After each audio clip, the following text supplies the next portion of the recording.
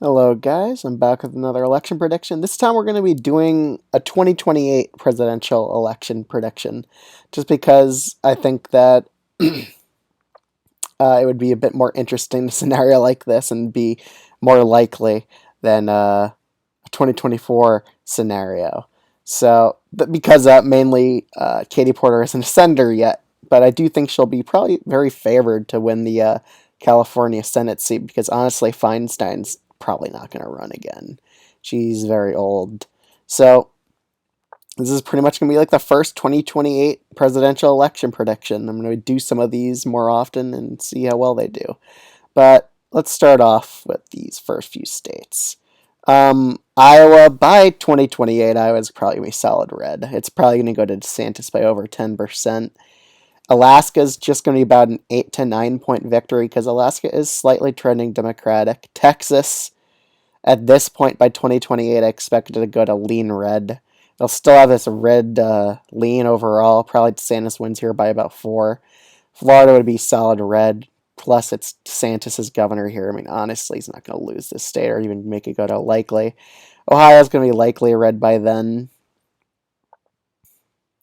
New England, expect these states to kind of stay more likely Democratic. Maine second. I think DeSantis would be a lean margin.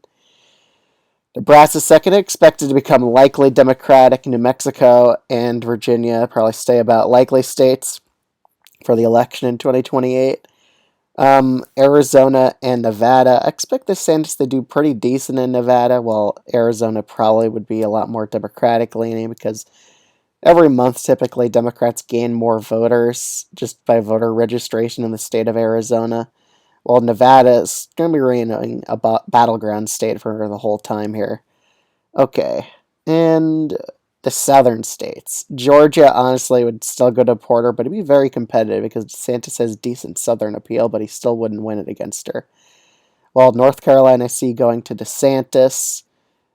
Wisconsin, I also see DeSantis eking out a very small victory in this state, while I see Katie Porter winning in Minnesota, Michigan, and with a narrow victory in Pennsylvania, mainly because Katie Porter does have a lot of populist policies. He always campaigns pretty well on them in Congress, goes after large medical companies for price gouging. So I do think that'll definitely help her out in the Rust Belt states.